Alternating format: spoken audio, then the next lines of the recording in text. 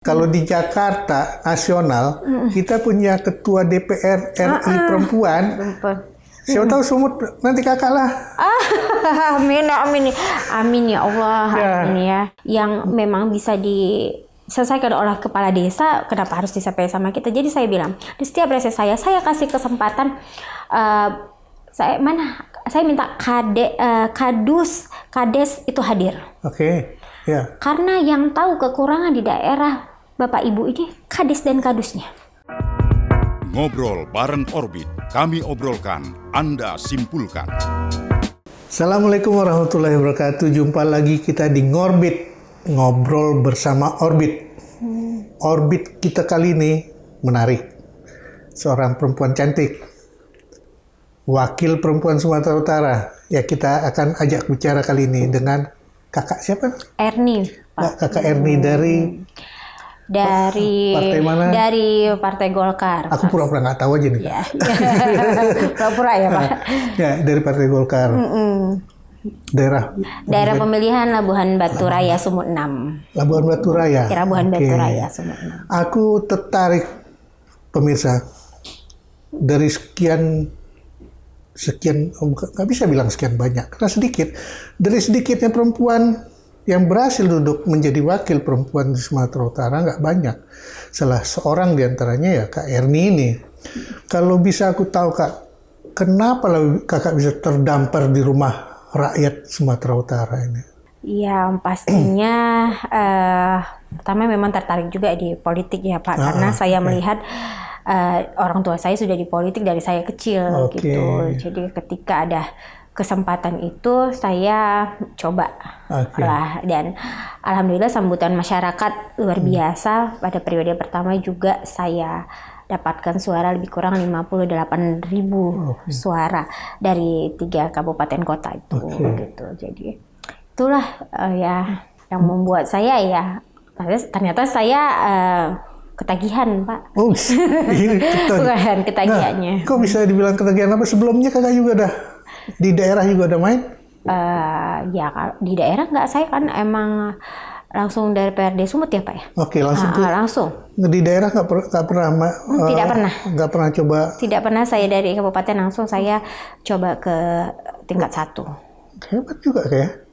Ternyata kepercayaan orang di sana terhadap kakak tinggi ya? Alhamdulillah Pak, mungkin kedekatan kita dengan masyarakat itu kan memang terus kita jaga dari dulu sampai sekarang, terus menjaga kedekatan dengan masyarakat. Katanya ya, suara terbanyak ya? Alhamdulillah Pak, suara terbanyak. 114.492 suara. Wow, boleh dibilang hampir satu kabupaten lah kakak kuasa itu. Dari Labuhan Batu Utara yang paling besar 101.000 ya. Sisanya dari 2 kabupaten lah, Labuhan Batu Selatan dengan Labuhan Batu Induk. Wow. Apa sih latar orang itu sampai dia percaya sama kakak kayak gitu? Kedekatan, Pak. Selain kedekatan tentu ada hal yang lain yang pastinya ya mungkin ya kedekatan itu kan pasti kedekatan sosial ya Pak. Gimana kita membangun komunikasi dengan masyarakat.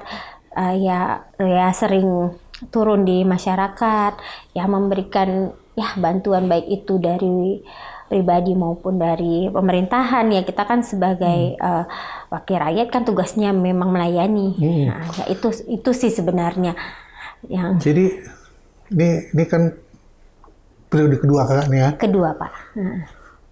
Meledak lebih banyak daripada sebelumnya suara ini. Meledak di luar ekspektasi saya. Di luar ekspektasi? Ya, di luar. Berarti ada yang udah kakak bawa pulang kampung kayaknya. Apa itu?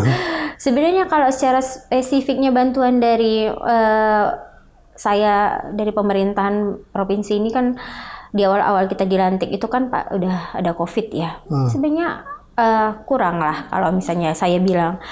Tapi sebenarnya saya lebih ke pribadi ya kalau mereka. Jadi masih banyak anak-anak asuh yang di bawah naungan keluarga saya ini yang membuat masyarakat itu selalu dilayanin, datang ke rumah dilayanin. Jadi mereka walaupun di luar ada calon lain yang datang, pasti mereka lebih memilih saya gitu. Kalau disuruh pilih ibu ini atau pasti pilih ibu ini. Sebetulnya perempuan di daerah kalian itu banyak nggak yang turut dalam kurang, Pak. Ya. berapa orang kalau seingat kakak nih ya? Ya kalau dari dapil saya sendiri tuh hanya saya sendiri, Pak. Di partai kakak cuma kakak Hanya sendiri? kalau di partai saya itu dari dapil lain ada. Oke. Ada beberapa orang dari dapil lain, tapi dapil saya sendiri. Maksud saya dari dapil kakak itu Iya, kakak sendiri? saya sendiri dari 8 kursi. Dari partai lain ada yang? Tidak ada. Hebat. Enggak. Nah, ini kakak bilang biasa, yang kakak lakukan hal yang biasa dalam waktu satu periode meledaknya 3 kali lipat. 3 kali lipat. Ya kan? Iya. Itu tentu ada sesuatu yang bagi awam kan, bagi kami awam pasti ada sesuatu yang gitu. Ya, kalau saya itu yang penting apapun itu dilayani. Ya. Itulah. Mungkin itu yang melekat di hati masyarakat. Ada perubahan mungkin yang kakak bawakan ke sana, rakyat sana misalnya, kami pengen jalan, kami pengen kalau ini. jalan ada bangun pasti ada, dan ada kebetulan saya itu di setiap reses saya itu suka gini, masyarakat ini tidak penting namanya program, kadang-kadang awam ya Pak ya. Awam Pak. Mereka yang hanya tahu ibu ini datang ke kampung saya, datang membawa oleh-oleh, itu saja. Jadi mereka nggak penting program apa yang kita bawa, mereka nggak akan begitu paham. Tapi yang mereka pahami adalah yang mana pemimpin mereka itu yang di saat mereka butuh saya ada. Jadi gitu. Jadi kalau masalah jalan itu karena kebetulan memang saya selalu di setiap reses saya itu saya bilang saya mau didampingi oleh pemerintah setempat. Gitu. Jadi setelah saya didampingin kan. Masyarakat ini nggak ngerti Pak mana gawinya provinsi, mana gawinya kabupaten. Tapi yang sering saya jumpain itu semuanya keluhannya ada di kabupaten. Gitu.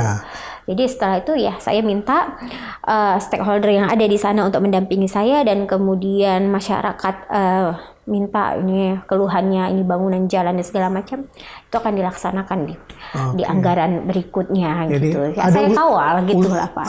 Usaha itu. Iya, itulah sebagai trik. Jadi mereka, ingat nih jalannya dulu setelah Bu Erni datang udah dibangun gitu. Jadi langsung dalam frame mereka. Ya, udah. Kan Bu Erni kan udah bangun ini, kita nggak usah pilih yang lain gitu mungkin ya. Soalnya kalau aku nggak salah ingat ya, daerah pelayanan kakak ini banyak yang masih agak ke arah pantai. Ada kayak sampai ke Berombang kalau nggak salah itu. Berombang itu ya, Sungai Berombang itu ya daerah Labuhan Batu. Kalau dari Labuhan Batu Utara sendiri itu daerah Kuala Ledong, Kuala Hilir yang sampai ke Ledong ya? Iya, Ledong Hilir itu yang jalannya masih. Ampun Kak kalau itu. Aku cukup mengalami kalau aku dari Berombang ke Ledong itu sampai ini Iya, itu emang ya di daerah pesisir ya Pak ya, memang jalannya tapi alhamdulillah kemarin Pak Jokowi sudah datang ke daerah Ledong dan ada anggaran yang didapat dari pemerintah pusat, dan kemudian juga pemerintah kabupaten sudah menganggarkan juga APBD-nya khusus untuk jalan ke Ledong. Sekarang lagi on proses lah Pak. Soalnya aku ingat Pak Kak, waktu itu aku ke Kakak di Labuhan Batu. Saya asalnya itu Labuhan Batu Utara Pak. Tapi kalau daerah layanan ke Labura juga? Iya, semua ya dilayanin lah Pak. Nah, soalnya dulu seingat aku pernah udah lama sekali, tahun 90-an, aku sampai ke, ada satu daerah sampai terkenal Amerika. Saya pikir Amerika Kak, ternyata Amrika. Bahasa sana memang kadang-kadang membuat kita konflik. Nah, jadi saya ke Tanjung Sarang Olang. Saya ke Labuan Bili. Itu sudah daerah waktu itu belum ada jalan lagi ke Berombang. Saya naik bot sampai sekarang juga masih ke Berombang. Saya pikir di daerah kaya. Karena kiri kanan saya perhatikan sawit ada, pertaniannya cukup ada juga, perikanannya kaya. Hal seperti itu masuk dalam rangkaian kerja kakak kah? Ya harusnya ya Pak ya, kalau selama kita kan ada 8 orang ya Pak ya, mungkin dari 8 kursi dari Labuhan Batu Raya pastikan punya dapat tempat punya- tersendiri punya- untuk diutamakan gitu. Mungkin di suaranya mana yang paling besar begitulah. Jadi kita ada yang di Labuan Batu, ada yang di Labuan Batu Utara, ada yang di Labuan, kita harus berbagi juga ya. Pak, Ya, betul. Nggak mungkin lah sendiri. Kalau ya. saya rangkum semua nanti suara saya 300.000 tapi Wah, bisa. Kayak bercanda. Nah, kalau itu udah nggak disumut lagi tempat kakak. Udah nggak ya? Iya. Tapi memang daerah layanan kakak umumnya dimanapun, daerah Labuan Batu manapun, itu sebetulnya sangat membantu Sumatera Utara untuk potensi ekonomi. Kira-kira dalam frame kakak untuk memajukan daerah kakak itu melalui DPRD Sumut, apa yang kakak punya gambaran? Yang pertama pasti infrastruktur lah ya Pak. Infrastruktur. Itulah kunci dari segala perekonomian, kan pasti infrastruktur dulu diperbaiki. Karena kalau kita bicara daerah saya ya khususnya Labuan Batu Utara itu kan penghasil beras terbesar ya, itu Kuala Ledong itu Pak. Makanya hari ini kemarin itu masih Presiden kita Pak Jokowi kan tidak ragu-ragu memberikan anggaran ratusan miliar ke daerah sana, daerah Ledong Pak, dan ini masih on proses dan ditambah lagi dengan APBD yang diberikan yang Bupati buat juga untuk di sana. Jadi itu sekarang itu jadi program utama kita supaya hasil alam, hasil perkebunan yang ada di Kuala Ledong bisa dibawa. Ya, emang kendala utamanya sih jalan. Ya. Tapi yang aku betul-betul teringat Ledong. Beras. Beras Ledong itu beras paling mahal di Sumatera Utara. Saking mahalnya pun payah kita nyari di sini karena kabarnya berasnya dibawa keluar. Karena orang seberang katanya lebih suka beras Ledong. Iya. Karena kalau mau dibawa melalui darat kan agak susah ya Pak ya. Jadi itu dibawa melalui laut ya Pak. Jadi makanya sekarang ini kan pemerintah kabupaten juga lagi gencar-gencarnya lah supaya bisa kita keluarkan melalui sendiri. Soalnya kan kalau kita lihat alurnya presiden sekarang arahnya ketahanan pangan itu makin kuat. Nah, seandainya beras Ledong itu ada di sini, mungkin kita udah nggak pakai beras impor Kak. Kita pakai beras Ledong, enak kali Kak. Enak memang Bapak. Saya sering bawa juga untuk staff saya di sini karena di sini cari kalau nggak salah ada sih di Brastagi Supermarket tapi harganya mungkin lebih mahal ya. Iya. Kalau nggak salah ya nggak, kita di pasar, bukan pasar itu, di pasar biasa aja udah 20.000-an nggak, lebih pun sekilonya. Nah itu kan tandanya bahwa produk-produk lokal di sana punya potensi. Belum lagi di Ledong itu terinya. Ada teri. Ya kan, ikan segala macam ikan kayaknya di Tangkahan siapa itu ada yang saya pernah main di Ledong itu kayaknya nggak kurang-kurang yang dibawa ke Medan dari sana. Iya Pak. Potensi-potensi selain itu, selain kebun, selain pertanian, apa yang memungkinkan di daerah kerja kakak? Yang paling utama ya pertanian dan itulah Pak. Kalau yang pariwisata ya masih kurang. Gitu, ya. Hilirisasi kurang masih. Kan bisa jadi aku pernah cerita kawan nih Kak ya. Dia beli teri tawar di Jerman. 1 on lebih dikit. Harganya kalau di kita pasang ke harga kita 200.000. Pas lihat dia bilang, made in Malaysia, dikirim dari Malaysia. Padahal itu terinya bisa jadi dari Ledong, bisa jadi. Nah, pengembangan seperti itu ada kemungkinan didorong dari Dewan Kak? Ya kalau saya dikasih kesempatan yang lebih besar pasti itu kan saya dorong. Pasti dong. Orang kampung kita sendiri kok. Kampung lah ya pasti. Terus Kak, bagaimana Kakak menjalankan fungsi sebagai wakil rakyat, terutama perempuan, sesungguhnya di Dewan itu Kak? Kami nggak tahu itu Kak. Kalau itu pasti kami nggak. Sama aja lah Pak, bukan berarti ya perempuan gimana, sama aja dengan yang lainnya, tujuannya sama lah Pak. Fungsinya ya tetaplah sebagaimana ya anggota dewan lah Pak, saya menjalankan fungsi itu. Dalam hidup manusia, sentuhan perempuan tuh beda. Nah, aku ingat kalau nggak salah dulu ada ketentuan kesertaan perempuan dalam politik tuh harus 30%. 30% ya. Ya kan? Tapi nyatanya nggak banyak orang seperti kakak yang tertarik. Apa betul itu? Mungkin yang tertarik banyak lah Pak, tapi kan di dalam politik ini ada cara-caranya kan berbeda-beda ya Pak.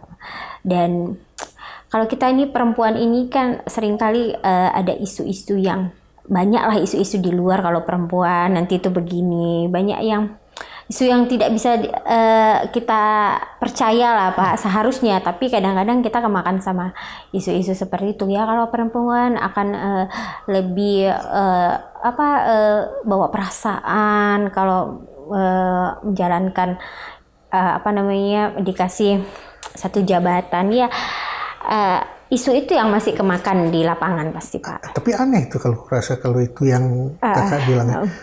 Kalau kakak bilang berpolitik isunya miring, kenapa guru perempuan Kak banyak? Guru. Kalau kita mikir-mikir kan, berarti kan isu seperti itu sendiri udah terbantahkan. Iya. Apa memang perempuan nggak suka berpolitik? Menurut kakak ini? Kalau menurut saya ya kalau presentasinya pasti lebih besar banyak laki-laki yang suka berpolitik daripada perempuan. Ya Pak ya hari ini. Tapi kan tak semudah itu juga lah ya saya bilang ya Pak, dalam mencari suara terjun ke lapangan itu kan harus ada juga dukungan, sorongan dari suaminya mungkin ya. Adalah pasti Pak. Kan nggak semua, saya juga kan bertanya dulu nih sama suami, boleh nggak saya ikut lagi di periode kedua? Boleh, silahkan, karena sudah terlanjur di dalam dan harus meneruskan yang udah kita jalankan. Itu dia yang menarik hatiku sebetulnya Kak. Ketika udah duduk, sebetulnya kan akhirnya bisa memahami tugas dan fungsi sebagai wakil perempuan. Ada nggak upaya kakak untuk mengkader kawan-kawan atau adik-adik kakak di daerah untuk ayo perempuan maju gitu? Iya, sudah ya ada lah Pak, pasti. Saya tuh apalagi anak-anak muda tuh saya bilang semua kita mempunyai kesempatan yang sama dari dunia politik ini. Jangan pandang saya karena saya itu anak mantan bupati atau keluarga saya semua di bupati, semua punya kesempatan yang sama. Seandainya waktu dulu waktu menjadi anak bupati saya tidak mau terjun ke dunia politik ini, saya hanya mau santai-santai atau buka usaha, ya saya nggak seperti ini. Ya kan balik lagi ke saya, bapak saya kan hanya mendorong saya. Ya saya aja anak-anak muda, makanya saya suka sebenarnya itu saya tuh lebih suka sosialisasi itu di sekolah-sekolah yang udah SMA kelas 3 yang saya ajak, yuk adik-adik semua ini kalian generasi ini generasi yang akan meneruskan saya ini, ya nggak mungkin selamanya seperti ini akan meneruskan. Ayo kita dorong yang muda-muda. Sekarang yang muda-muda itu sudah banyak yang mendapat jabatan, yang perempuan juga. Jadi semua mempunyai kesempatan yang sama. Jangan lihat saya karena saya ini dulunya anak bupati gitu Pak. Tapi itu kan saya harus membangun juga dari bawah. Ya, pokoknya siapapun yang mau dia bisa bekerja dari bawah sesuai dengan kemampuan dia kan. Dan masalah terpilih atau tidak itu kan kembali kepada kepercayaan publik.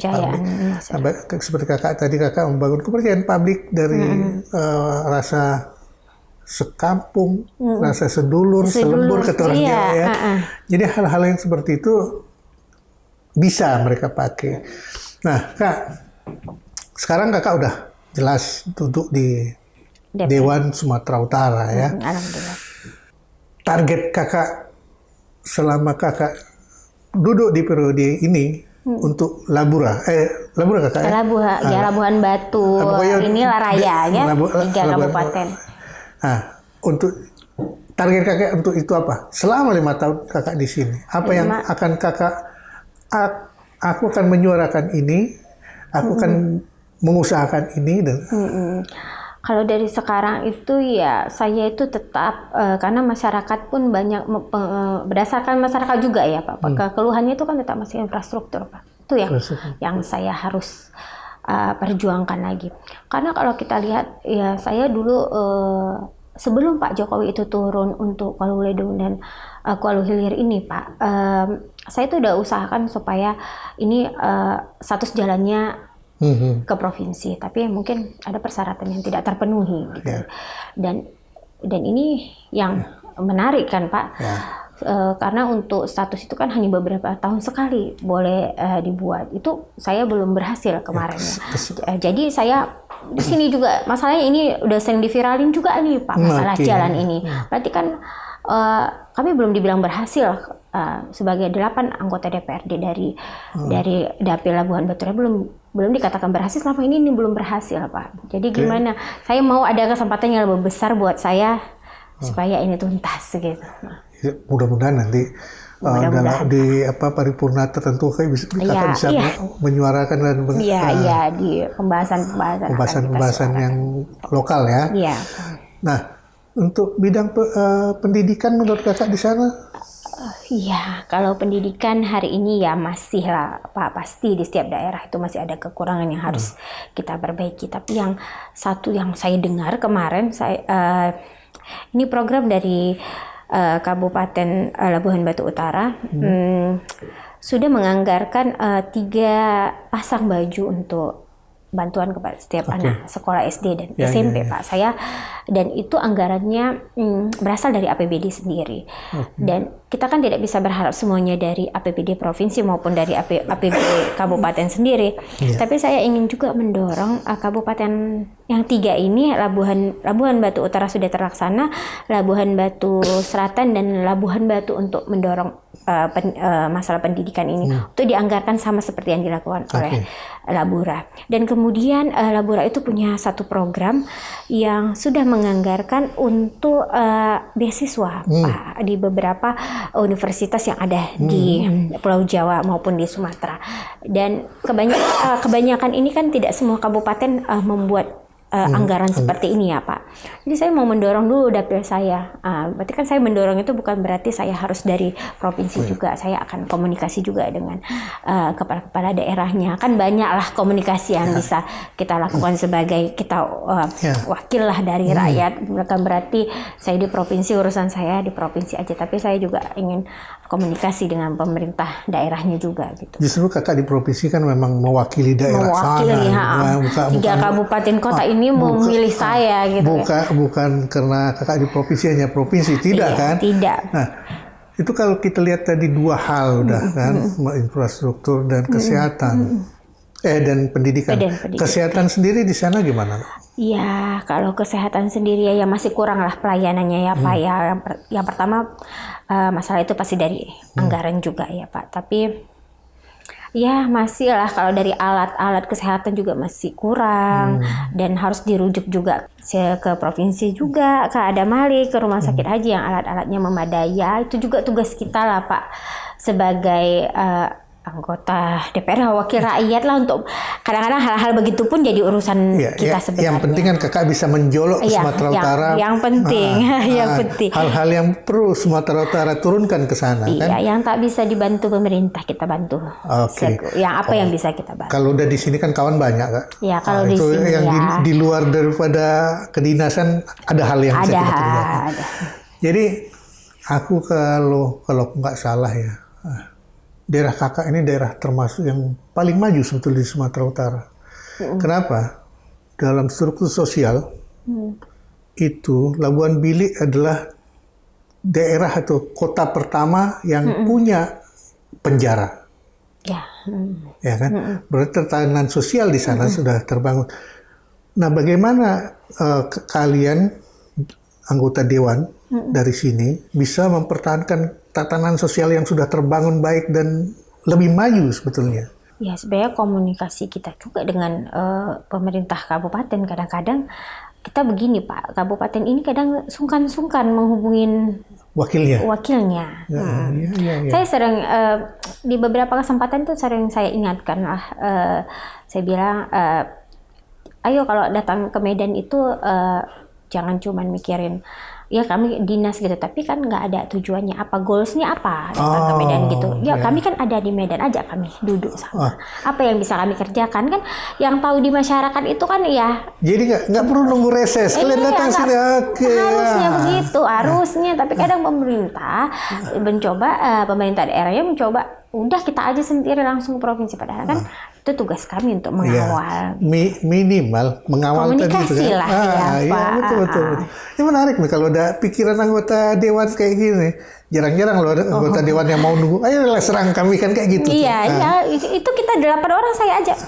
Itu kita bicarakan 8 orang, ya berarti kita udah sama nih, tugas kita ini sama, yuk senior saya sekali.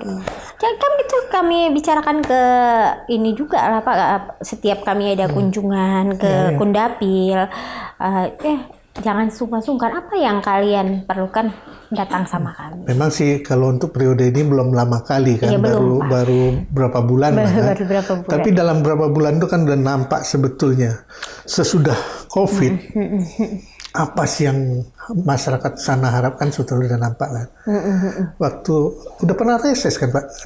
Sekali Pak. Jadi kan kita kan baru 1 bulan ini ya aktif ya Pak, karena kan kebetulan wakil ketua dan pimpinannya baru dilantik sebulan yang lalu gitu. Jadi kita baru bisa melaksanakan reses ya kemarin akhir bulan November kemarin. Akhir bulan. Dan nampak kira-kira suara dari bawah itu apa sih?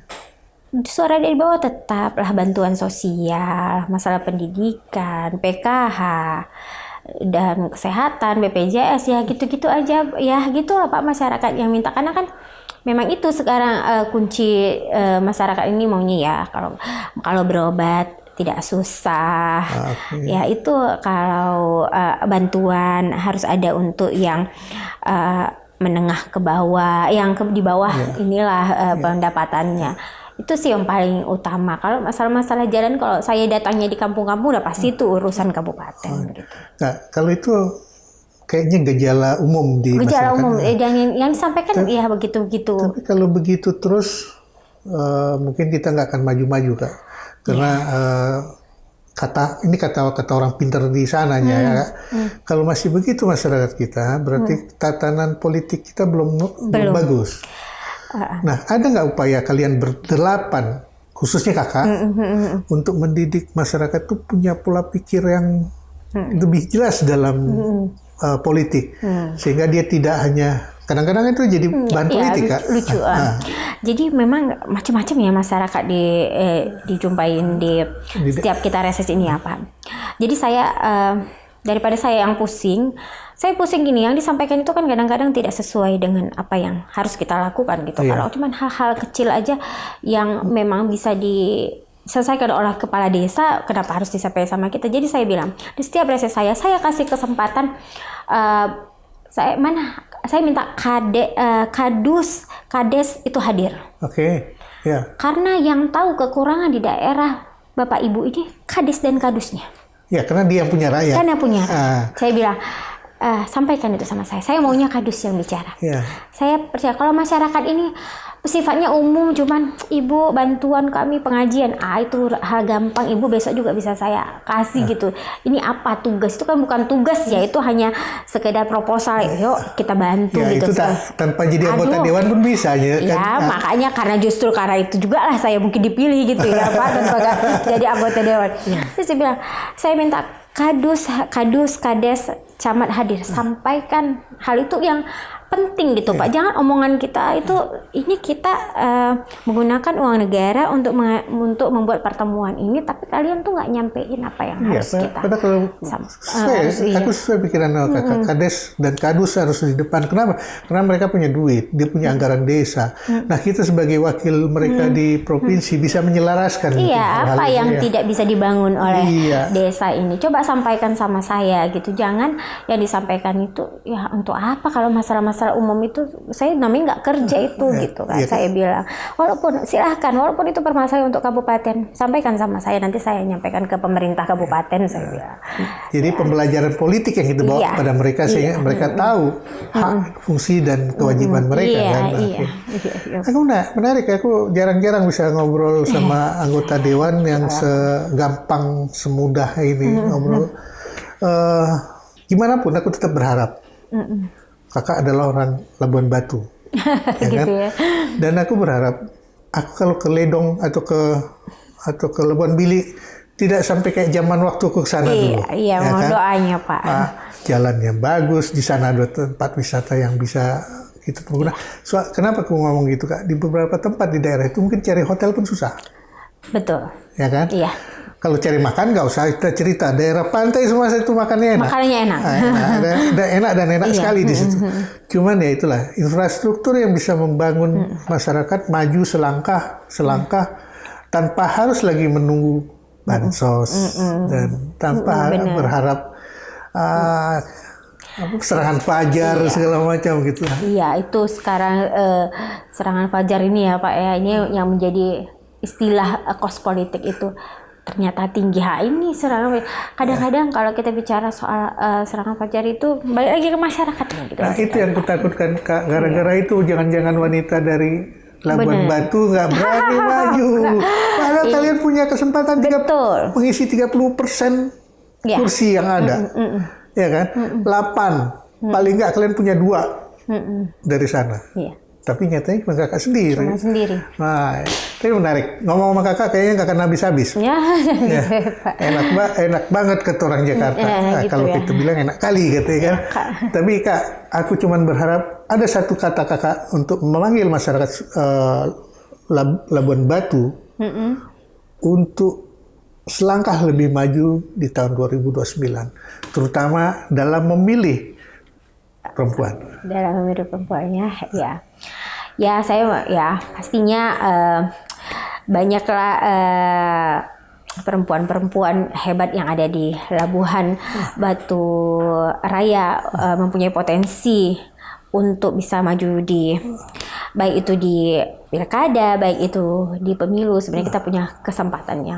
Marilah kita buang rasa tak percaya takutnya kita di politik ini. Enggak, kita harus berjuang, perempuan harus maju. Sekarang udah banyak contohnya, sudah banyak dan saya rasa dari periode yang lalu untuk perempuan di tahun itu lebih meningkat Pak, baik itu di pilkada maupun di pemilu yang terpilih. Alhamdulillah, mungkin belum mencapai 30%, tapi saya rasa 2029 akan mencapai 30%.